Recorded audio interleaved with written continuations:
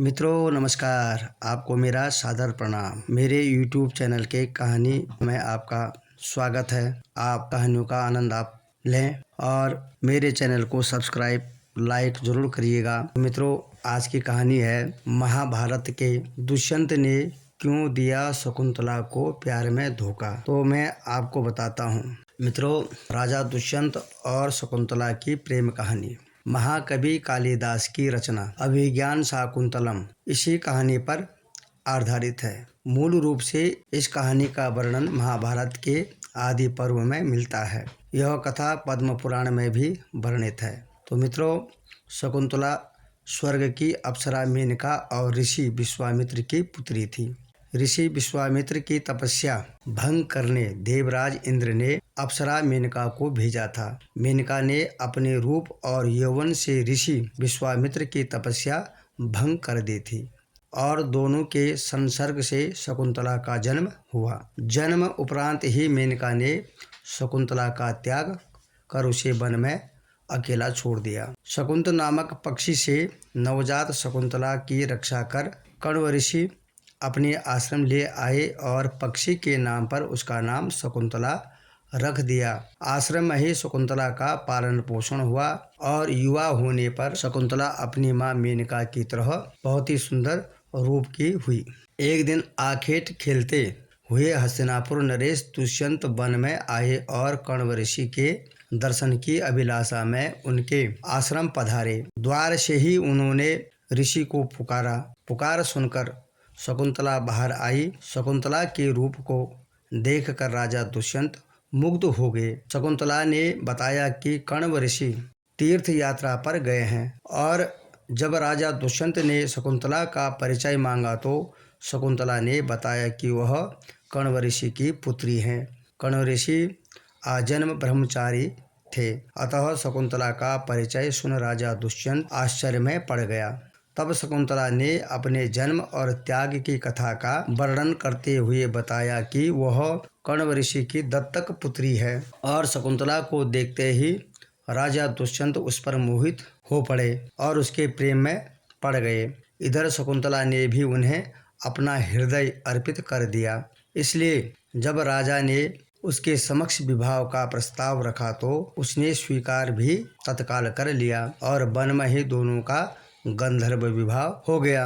विवाह के उपरांत कुछ समय तक राजा दुष्यंत शकुंतला के साथ आश्रम में ही रहे, परंतु राजपाट के दायित्व के कारण उन्हें राजमहल लौटना पड़ा।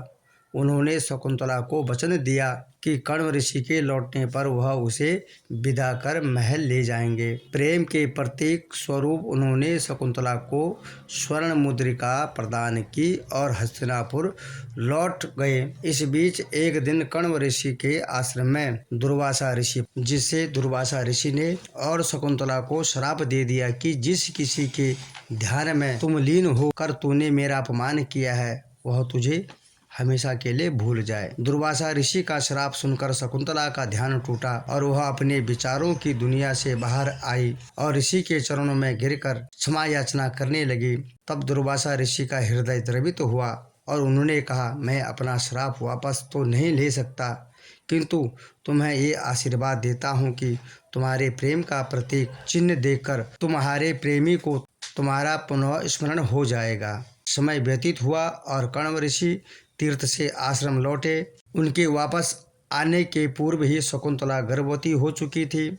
उसने कर्ण ऋषि को राजा दुष्यंत और स्वयं के गंधर्व विवाह के संबंध में पूरी बात बता दी। तब कर्ण ऋषि उससे बोले कि विवाहित कन्या का अपने पिता के पास रहना उचित नहीं है, उसे अपने पति के घर जाना चाहिए और उन्होंने एक शिष्य के साथ शकुंतला को राजा दुष्यंत के पास भिजवा दिया। हस्तिनापुर जाने के मार्ग में राजा दुष्यंत द्वारा शकुंतला को दी हुई स्वर्ण मुद्रिका पानी पीते हुए सरोवर में गिर पड़ी और एक मछली द्वारा निगल ली गई। जब शकुंतला राजमहल पहुंची तो राजा दुष्यंत ने उसे पहचानने से इनकार कर दिया। दुर्वासा ऋषि के श्राप के प्रभाव के कारण राजा दुष्यंत उसे भूल गए थे।